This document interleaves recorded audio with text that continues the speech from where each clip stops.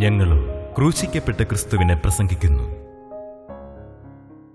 ദൈവ തിരുനാമത്തിൻ്റെ മഹത്വം ഉണ്ടാകട്ടെ. സംഖ്യാപുസ്തകം 14 അധ്യായത്തിൻ്റെ 7 വാക്യം മുതലുള്ള ചില വാക്യങ്ങൾ നമുക്ക് വായിച്ചു കേൾക്കാം. സംഖ്യാപുസ്തകം 14 അധ്യായം 7 വാക്യം മുതൽ. ഇസ്രായേൽ മക്കളുടെ സർവ്വസഭയോടും പറഞ്ഞതെന്തെന്നാൽ, ഞങ്ങൾ സഞ്ചരിച്ച് ഒറ്റുനോക്കിയ ദേശം എത്രയും നല്ല ദേശമാകുന്നു. യഹോവ നമ്മിൽ പ്രസാദിക്കുന്നുവെങ്കിൽ അവൻ നമ്മെ പാലും തേനും ഒഴുകുന്ന ആ ദേശത്തേക്ക് കൊണ്ടുചെന്ന് നമുക്ക് അത് തരും. യഹോവയോട് നിങ്ങൾ മത്സരിക്കുക മാത്രമരുത്. ആ ദേശത്തിലെ ജനത്തെ ഭയപ്പെടരുത്. അവർ നമുക്ക് ഇരയാകുന്നു. അവരുടെ ശരണം പോയിപ്പോയിരിക്കുന്നു.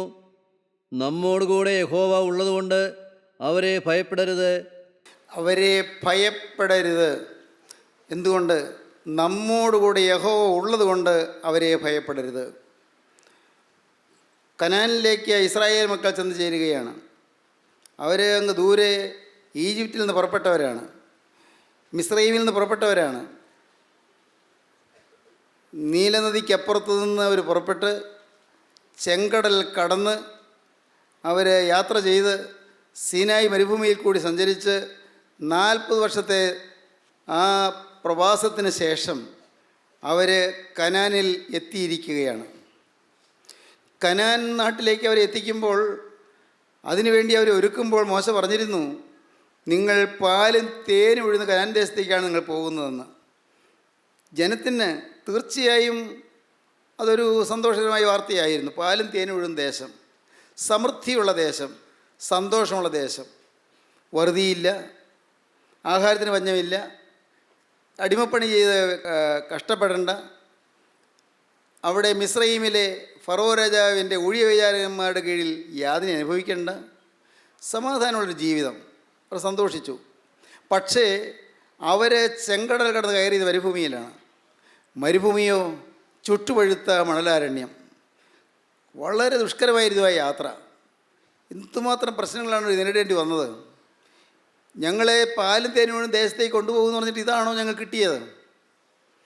പാലും തേനൊഴുകുന്ന ദേശം, സമൃദ്ധിയുള്ള ദേശം, സന്തോഷമുള്ള ദേശം, ഇതൊക്കെ പറഞ്ഞാണ് മോശ ഞങ്ങളെ പുറപ്പെടുവിച്ചത്. ഇപ്പോൾ എന്തായി? ഇപ്പോൾ ഞങ്ങൾ അനുഭവിക്കുന്ന യാതൊരു നിസ്സാരമാണോ? ഇവിടെ നല്ല ആഹാരമില്ല. അവിടെ മിസ്രൈമിലാണെങ്കിൽ മത്തങ്ങ, ഉള്ളി മുതലായ സാധനങ്ങളുണ്ടായിരുന്നു, അതും ഇവിടെ ഇല്ല. അവിടെയാണെങ്കിൽ കഷ്ടപ്പെട്ട് പണിതാലും ആഹാരത്തിനൊക്കെ ഉണ്ടായിരുന്നു, ഇവിടെ ആഹാരം പോലും ഇല്ല. നല്ല ആഹാരമൊന്നുമില്ല. എന്നും ആകെ തിന്നാൻ എന്നും ഒരു ചെറിയ കൊത്തമ്പാലരി പോലെ ഉള്ളതായ ഒരു വസ്തു, അത് മന്ന എന്ന് പറയുന്നൊരു വസ്തു, ചെറിയ അപ്പം, അതേ ഉള്ളൂ. എന്നും ഇതേ ഒരു ആഹാരം തന്നെ.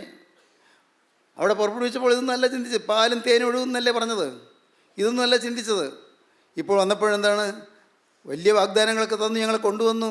പക്ഷേ ഞങ്ങൾക്ക് ഇപ്പോൾ കിട്ടിയത് ആകെ എന്നും ഈ ഒരപ്പം മാത്രം. എന്നും ഒരേ ഭക്ഷണം തന്നെ, ഒരേ ഭക്ഷണം, ഒരേ രീതിയിലുള്ളതായ ജീവിത രീതി. അവർ മടുത്തു.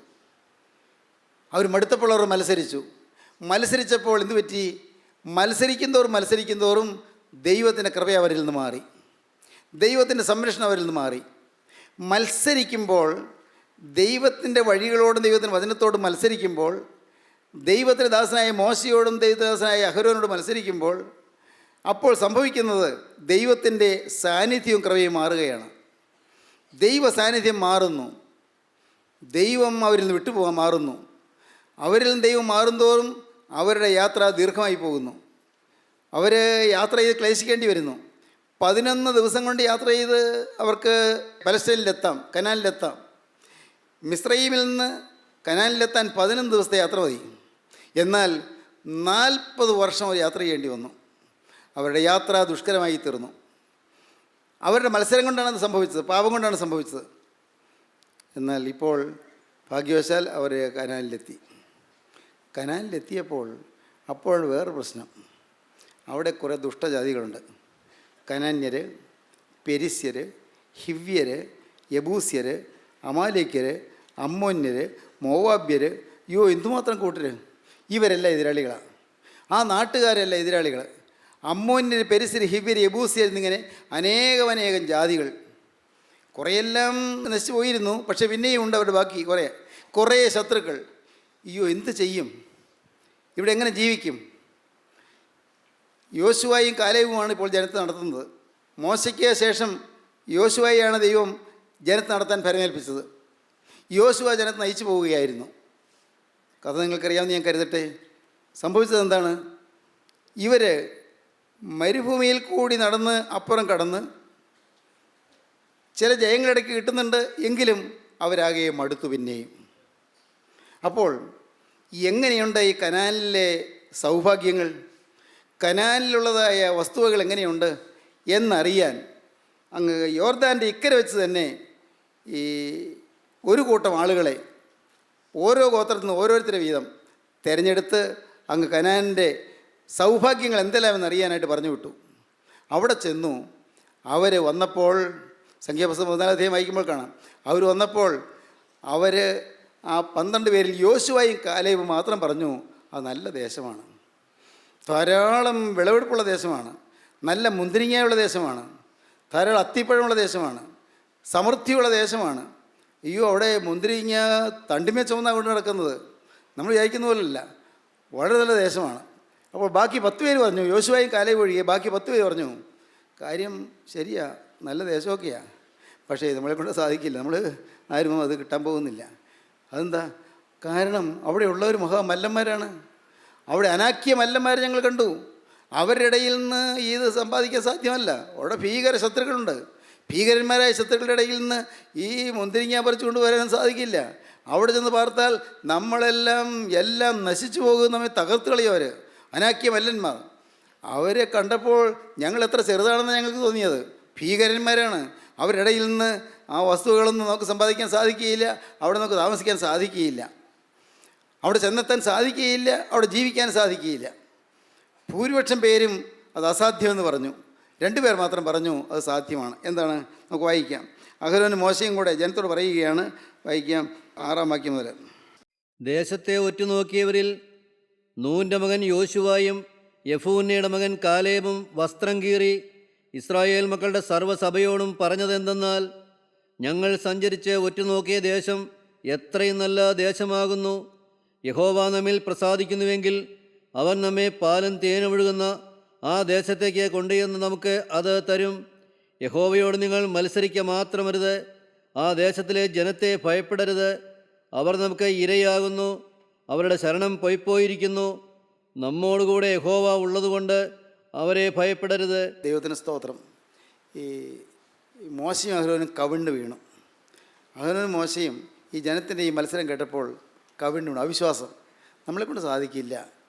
ജനത്തിൽ 10 പേരും പറഞ്ഞു, നമ്മളെക്കൊണ്ട് സാധിക്കുകയില്ല, നമ്മളാരും രക്ഷപ്പെടാൻ പോകുന്നില്ല.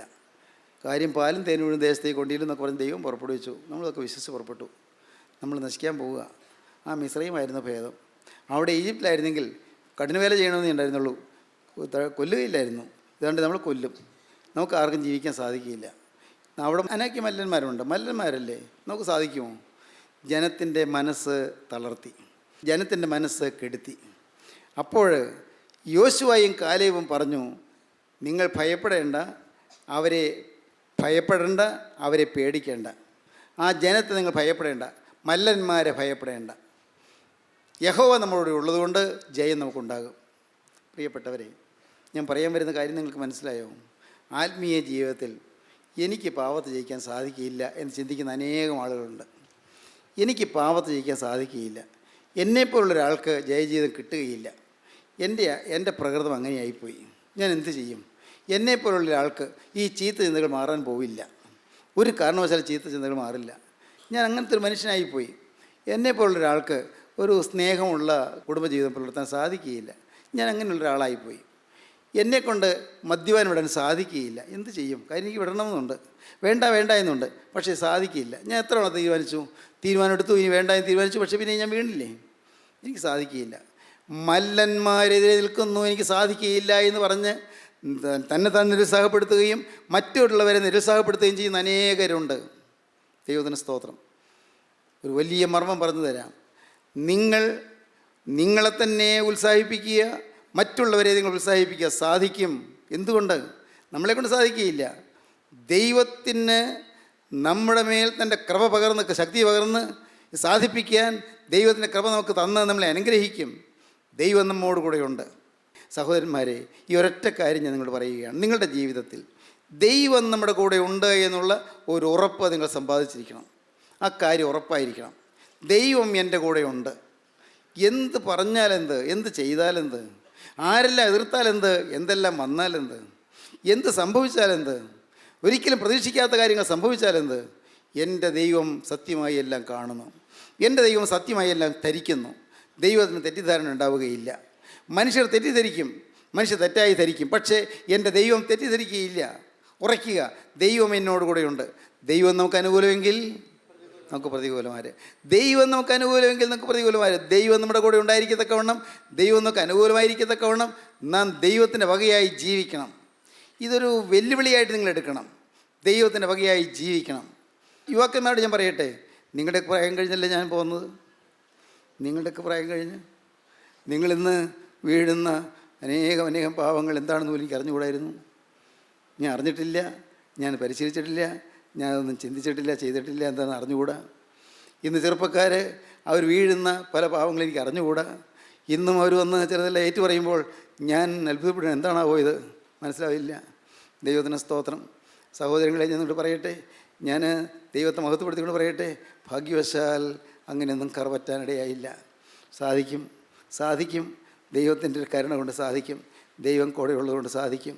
എനിക്കറിയാം അനേകം അവസരങ്ങൾ ഏതെല്ലാം പരീക്ഷണഘട്ടങ്ങൾ വന്നു, ഒന്നും വീഴാതെ കർത്താവ് കാത്തു. ദൈവം നമുക്ക് അനുകൂലമെങ്കിൽ നമുക്ക് പ്രതികൂലമാര്, ദൈവം നമുക്ക് അനുകൂലമെങ്കിൽ നമുക്ക് പ്രതികൂലമാര്. കർത്താവിന് സ്തോത്രം. ദൈവം നമുക്ക് അനുകൂലമെങ്കിൽ നമുക്ക് പ്രതികൂലമാര്. സ്വന്തം പുത്രനെ ആദരിക്കാതെ നമുക്ക് എല്ലാവർക്കും വേണ്ടി ഏൽപ്പിച്ചു തന്നവൻ അവനോടുകൂടെ സകലവും നമുക്ക് നൽകാതിരിക്കുമോ? ദൈവം തിരഞ്ഞെടുത്തവരെ ആര് കുറ്റം ചുമത്തും? നീതീകരിക്കുന്നവൻ ദൈവം, ശിക്ഷ വിധിക്കുന്നവനാര്?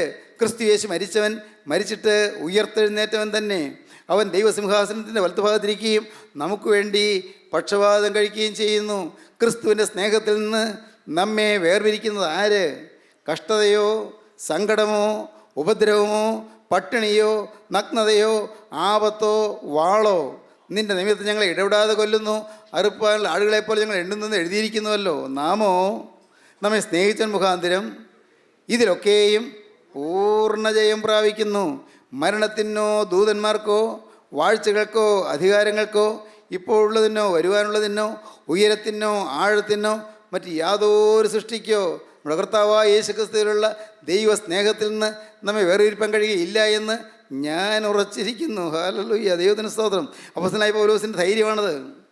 പ്രിയപ്പെട്ടവരെ, നിങ്ങൾ കാണാൻ പിടിക്കേണ്ട വാക്യമാണത്. ഓ എൻ്റെ കർത്താവേ, യേശുവിനുള്ളതായ സ്നേഹത്തിൽ നിന്ന് എന്നെ മാറ്റാൻ ഒരു ശക്തിക്കും സാധ്യമല്ല. ആരെല്ലാം എതിർത്ത് വന്നാലും സാധ്യമല്ല. ആരെല്ലാം തെറ്റിദ്ധരിച്ചാലും ഞാൻ ഒറ്റപ്പെട്ടു പോയാലും സാധ്യമല്ല. യേശുവിനുള്ള സ്നേഹത്തിൽ ഞാൻ മാറുകയില്ല. ദൈവത്തിന് സ്തോത്രം. ഈ ഉറപ്പ് നിങ്ങൾക്കുണ്ടോ? നിങ്ങൾ ചിന്തിക്കൂ. ഒരവസരത്തിൽ കംബോഡിയയിൽ അവിടെ ഒരു പ്രാർത്ഥന നടക്കുകയായിരുന്നു.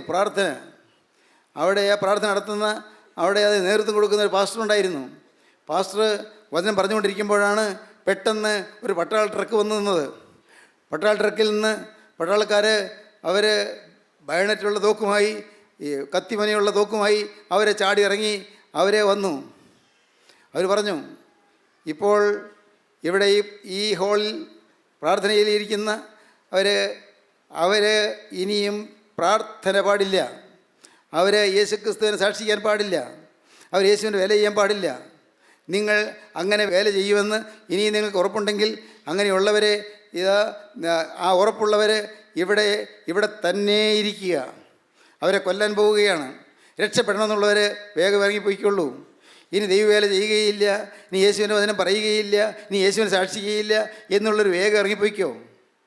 അല്ലാത്തവർ ഇവിടെ തന്നെ ഇരിക്കുക. യേശുക്രിസ്തുവിനെ വിട്ടുകളയുകയില്ല, യേശുക്രിസ്തുവിനെ സ്നേഹിക്കുക തന്നെ ചെയ്യും. എന്ത് വന്നാലും മരണം വന്നാലും യേശുവിനെ വിടുകയില്ല എന്ന് ഉറപ്പുള്ളവർ മാത്രം ഈ ഹോളിനകത്തിരിക്കുക. അവരെ ഈ തോക്ക് കൊണ്ട് വെടിവെച്ച് കൊല്ലാൻ പോവുകയാണ്.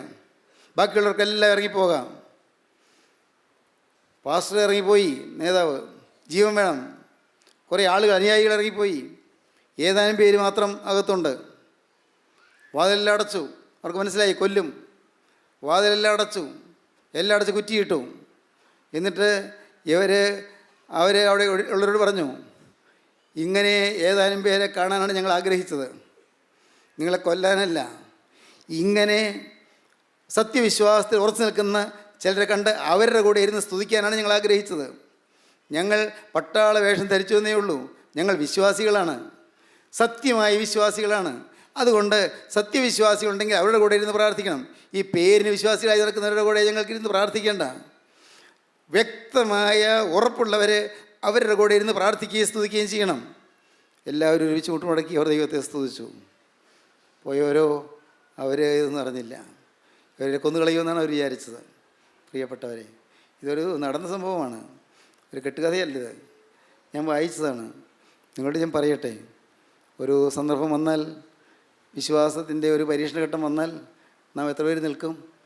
എത്ര പേര് നിൽക്കും? എന്ത് വന്നാലും ശരി, എൻ്റെ കർത്താവേ, ഞാൻ നിൻ്റെ കൂടെ നിൽക്കും, ഞാൻ നിൻ്റെ പക്ഷത്ത് നിൽക്കും, ആരെല്ലാം തള്ളി പറഞ്ഞാലും ഞാൻ നിൻ്റെ കൂടെ നിൽക്കും. ദൈവത്തിന് സ്തോത്രം. ഈ ഒരു ഉറപ്പാണ് നമുക്ക് വേണ്ടത്, ഈ ഒരു ധൈര്യമാണ് നമുക്ക് വേണ്ടത്. അവിടെ ജയിക്കാൻ സാധിക്കും, നിങ്ങൾക്ക് ഉറപ്പ് വേണം, ജയിക്കാൻ സാധിക്കും. പലരും പറയും ഇതൊന്നും സാധിക്കില്ല, ഇതൊക്കെ കുറേ പേരൊക്കെ കുറേ ആളൊക്കെ കൊണ്ട് നടക്കും, ഇത് കുറേ ആൾ ഇത് പണ്ടില്ലേ, പണ്ട് ഗമാലിയേലിൻ്റെ കാലത്ത് ഗമാലിയേൽ പറഞ്ഞില്ലേ, ഈ ആലോചനയോ പ്രവൃത്തിയോ മനുഷ്യമൊന്നും ഒരിക്കലൊക്കെ നശിച്ചു പോകും, അല്ലാത്താണെങ്കിൽ നിലനിൽക്കും. നിലനിൽക്കും, നിങ്ങൾ നിന്നോട്ടെ, എനിക്കെന്നാ ചെയ്തം എന്ന് പറയുന്ന ആളുകളുണ്ട്. ശരിയാണ്, ഇത് ദൈവികമാണെങ്കിൽ നിലനിൽക്കുമെന്ന് പറയുന്ന ആളുകളുണ്ട്. ഇപ്പോഴും ഉറപ്പില്ല അവർക്ക് ദൈവികമാണോ അല്ലയോ എന്ന്.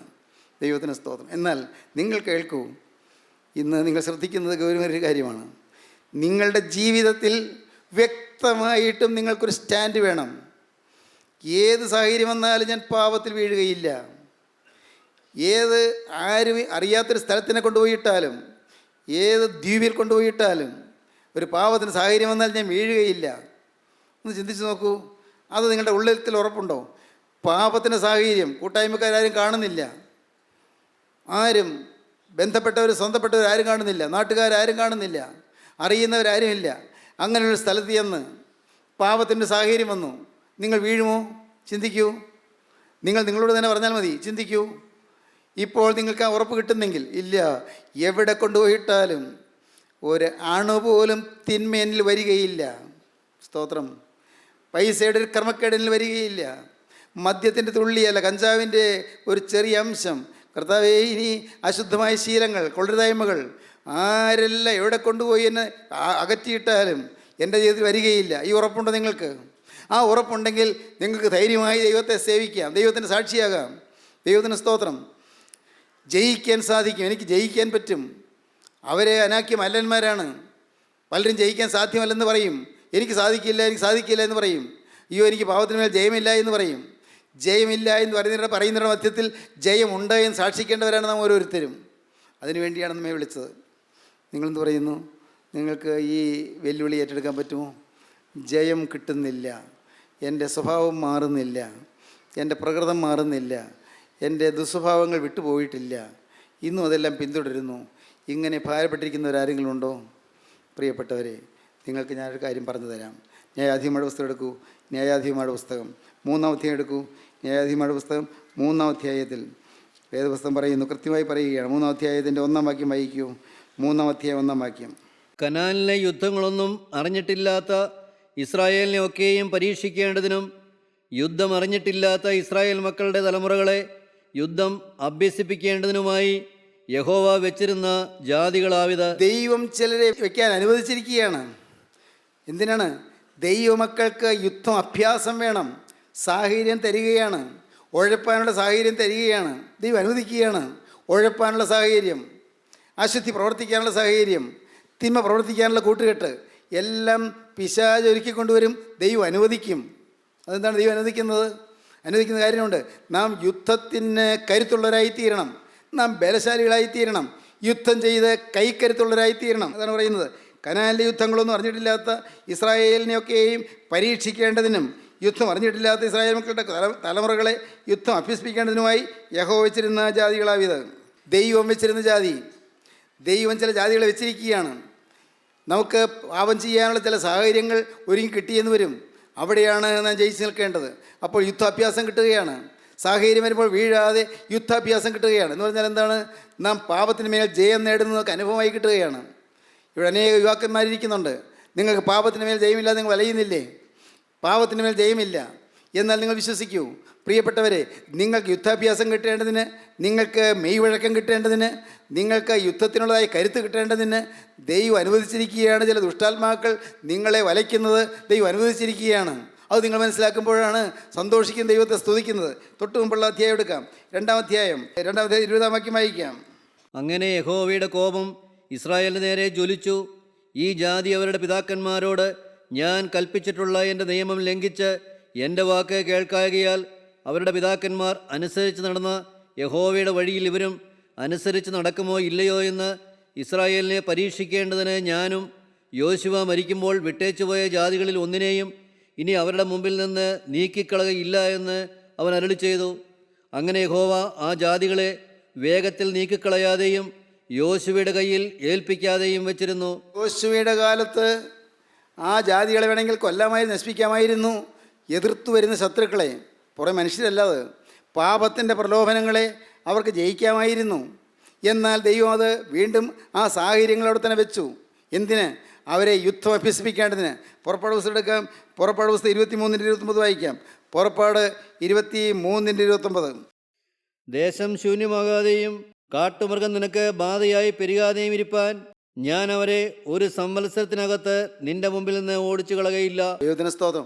ദേശം ശൂന്യമാകാതിരിക്കാൻ, കാട്ടുമൃഗങ്ങൾ പെരുകി ഉപദ്രവം വരാതിരിക്കാൻ, ചില ദുരാത്മാക്കൾ വന്ന് ഹിംസിക്കാതിരിക്കാൻ അതിനുവേണ്ടി ചിലരെ ദൈവം അനുവദിച്ചു വച്ചിരിക്കുകയാണ്. നല്ലത്. ചില പരീക്ഷണങ്ങൾ, ചില പ്രലോഭനങ്ങൾ, പാപത്തിലേക്കുള്ള വശീകരണങ്ങൾ വരുന്നു. തളരരുത്. ഇന്ന് പകൽക്കാലം നിങ്ങൾ വലിയൊരു തീരുമാനത്തിലേക്ക് വരിക. കർത്താവേ, ഏത് സാഹചര്യം വന്നാലും പാപത്തിൽ ഞാൻ വീഴുകയില്ല, ഞാൻ ജയിക്കും. കാരണം ഈ ദൈവം എന്നോട് കൂടെയുണ്ട്, യേശു എന്നോട് കൂടെയുണ്ട്. അവൻ്റെ രക്തത്തിൽ ജയമുണ്ട്. യേശു ക്രിസ്തുവിന് ജയമുള്ള സ്ലീബായിൽ ജയമുണ്ട്. യേശു ക്രിസ്തുവിൻ്റെ തിരുരക്തത്തിൽ ജയമുണ്ട്. നിങ്ങൾക്ക് വിശ്വസിക്കാൻ പറ്റുമോ? നമ്മുടെ തലകളെ നമുക്ക് ഉണക്കാം, കണ്ണുകളെ നമുക്ക് അടയ്ക്കാം. നമുക്ക് ശാന്തമായി അല്പനേരം പ്രാർത്ഥിക്കാം. കർത്താവിൻ്റെ കരങ്ങളിലേക്ക് നമ്മളിന്ന് കൊടുക്കാം. വലിയ വ്യക്തമായൊരു തീരുമാനം നമുക്ക് എടുക്കാം. എൻ്റെ കർത്താവെ, ഞാൻ തോൽക്കുകയില്ല. ഇതുവരെയും ഞാൻ തോറ്റു. കർത്താവ്, ഇതുവരെയും തോൽവി എനിക്ക് എൻ്റെ ജീവിതത്തിൽ സംഭവിച്ചു പോയി. തോൽവി അടഞ്ഞവനാണ് ഞാൻ. കർത്താവെ, ജയിക്കുമെന്ന് ഞാൻ പ്രതീക്ഷിച്ചു, പക്ഷേ പിന്നെയും ഞാൻ തോറ്റു. കർത്താവെ, ഇനി ഞാൻ തോൽക്കുകയില്ല. കർത്താവെ, പാപത്തിൻ്റെ വശീകരണങ്ങൾ ഇനി എന്നെ ചതിക്കുകയില്ല. പൈശാചികൻ്റെ പ്രലോഭനങ്ങൾ ഇനി എന്നെ വീഴിക്കുകയില്ല. നാഥ, ഇന്ന് ഞാൻ നിന്നോടൊരു വാക്ക് പറയുന്നു. എൻ്റെ ജീവിതത്തിൽ എന്നേക്കുമായി ഞാൻ പാപത്തെ ഉപേക്ഷിക്കുന്നു. എന്നേക്കുമായി കർത്താവെ, ഞാൻ ശത്രുവായി പൈശാചിനോട് യാത്ര പറയുന്നു. എന്നേക്കുമായി ദുഷ്ടപിശാചിനോട് ഞാൻ യാത്ര പറഞ്ഞ് യേശുവിനെ എൻ്റെ കർത്താവ് രക്ഷിതാവായി ഞാൻ സ്വീകരിക്കുന്നു. യേശു ക്രിസ്തുവിൻ്റെ തിരുവിലാവിൽ കൂടി ഒഴുകിയ രക്തത്തിൽ ഞാൻ ആശ്രയിക്കുന്നു. കർത്താവെ, തിരുരക്തത്താൽ എനിക്ക് ജയമുണ്ടെന്ന് ഞാൻ വിശ്വസിക്കുന്നു. കർത്താവെ, അവിടുത്തെ ജയമുള്ള സ്ലീബായാൽ ജയമുണ്ടെന്ന് ഞാൻ വിശ്വസിക്കുന്നു. യേശുവേ, നാഥ, ഞാൻ പരീക്ഷകൾ അകപ്പെടുമ്പോൾ, പാപത്തിൻ്റെ പ്രലോഭനങ്ങൾ വരുമ്പോൾ ക്രിസ്തുവിൻ്റെ രക്തം വന്ന് എന്നെ പൊതിയണമേ. ക്രിസ്തുവിൻ്റെ ജയമുള്ള സ്ലീബ വന്ന് എൻ്റെ മേൽ സ്പർശിക്കണമേ. അങ്ങനെ എനിക്ക് അനുഗ്രഹവും ജയവും തരണമേ. പ്രാർത്ഥിക്കൂ. നിങ്ങൾ ക്രിസ്തുവിൻ്റെ കരങ്ങളിലേക്ക് കൊടുക്കൂ. യേശുവിനോടൊരു വാക്ക് പറയൂ. കർത്താവേ, ഇന്നു മുതൽ ഞാൻ ജയാളിയായി നിൽക്കും. യേശുവിൻ്റെ നാമത്തിൽ ഇന്നു മുതൽ ഞാൻ ജയശാലിയായി നിൽക്കും. എൻ്റെ ദൈവത്താൽ ഞാൻ മതിൽ ചാടിക്കടക്കും. അവനാൽ ഞാൻ പടക്കൂട് നേരെ പാഞ്ഞു ചെല്ലും. എൻ്റെ ദൈവമായ യഹോവ എൻ്റെ അന്ധകാരത്തെ പ്രകാശമാക്കും. നീ എൻ്റെ ദൈവത്തെ കത്തിക്കും. ഹല്ലേലൂയ. ദൈവത്തിന് സ്തോത്രം. അങ്ങനെ സമർപ്പണമുള്ളവർ, അങ്ങനെ വ്യക്തമായി പാപത്തോട് പോരാടി നിൽക്കുമെന്ന്, ജയം നേടുമെന്ന് ഉറപ്പുള്ളവർ, ആരെല്ലാം പിന്മാറ്റുവാൻ ശ്രമിച്ചാലും ഞാൻ ജയിച്ചു നിൽക്കുമെന്ന് അതുപോലുള്ള ഉറപ്പ് നിങ്ങൾക്ക് ഹൃദയത്തിൽ കിട്ടുമെങ്കിൽ ഈ വാക്യം നിങ്ങൾക്ക് ഏറ്റുപറയാം. എൻ്റെ ദൈവമായ യഹോവ, എൻ്റെ ദൈവമായ യഹോവ എൻ്റെ അന്ധകാരത്തെ പ്രകാശമാക്കും. നീ എൻ്റെ ദീപത്തെ കത്തിക്കും. നീ എൻ്റെ ദീപത്തെ കത്തിക്കും. നീ എൻ്റെ ദീപത്തെ കത്തിക്കും. നീ എൻ്റെ ദീപത്തെ കത്തിക്കും. ദൈവമായ യഹോവ, എൻ്റെ ദൈവമായ യഹോവ എൻ്റെ അന്ധകാരത്തെ പ്രകാശമാക്കും. നിന്നാൽ ഞാൻ പടക്കൂട് നേരെ പാഞ്ഞു ചെല്ലും. എൻ്റെ ദൈവത്താൽ മതിൽ ചാടിക്കടക്കും. മതിൽ ചാടിക്കടക്കും. എൻ്റെ ദൈവത്താൽ മതിൽ ചാടിക്കടക്കും. എൻ്റെ ദൈവത്താൽ മതിൽ ചാടിക്കടക്കും. എന്നെ ശക്തനാക്കുന്ന മുഖാന്തരം സകലത്തിന് മതിയാകുന്നു. എന്നെ ശക്തനാക്കുന്ന മുഖാന്തരം ഞാൻ സകലത്തിന് മതിയാകുന്നു. അങ്ങനെ നിങ്ങൾ പ്രാർത്ഥിച്ചുവെങ്കിൽ, നിങ്ങൾ ഹൃദയം സമർപ്പിച്ചുവെങ്കിൽ, വാസ്തവമായി സമർപ്പണമാകുന്നുവെങ്കിൽ നിങ്ങളുടെ കരങ്ങൾ ഉയർത്താം. നമുക്ക് ഒരുമിച്ച് ദൈവത്തെ വാഴ്ത്താം, ദൈവത്തെ സ്തുതിക്കാം. ഹല്ലേലൂയ. കാരുണ്യവാനായ ഞങ്ങളുടെ സ്വർഗീയ പിതാവേ, ഉയർന്നിരിക്കുന്ന കൈകളെ അവിടുന്ന് പിടിക്കണമേ കർത്താവേ. ഈ കൈകളെ അവിടെ തൊടണമേ കർത്താവേ. തിരുരക്തം പുരട്ടണമേ കർത്താവേ. യേശു ക്രിസ്തുവിന്റെ തിരുമാറിൽ നിന്നുള്ളതായി തിരുരക്തത്താൽ ഈ മക്കളെ ശുദ്ധീകരിക്കണമേ കർത്താവേ. രോഗബാധകൾ അകറ്റണമേ. പാവ പൈശാചിക ബന്ധനങ്ങളെ അഴിക്കണമേ നാഥ. കുടുംബ സമാധാനം നൽകണമേ, സ്വൈര്യമുള്ള കുടുംബജീവിതം നൽകണമേ, എല്ലാവരെയും വാഴ്ത്തി അനുഗ്രഹിക്കണമേ, യേശുവിൻ നാമത്തിൽ തന്നെ. ആമീൻ. ഹല്ലേലൂയ.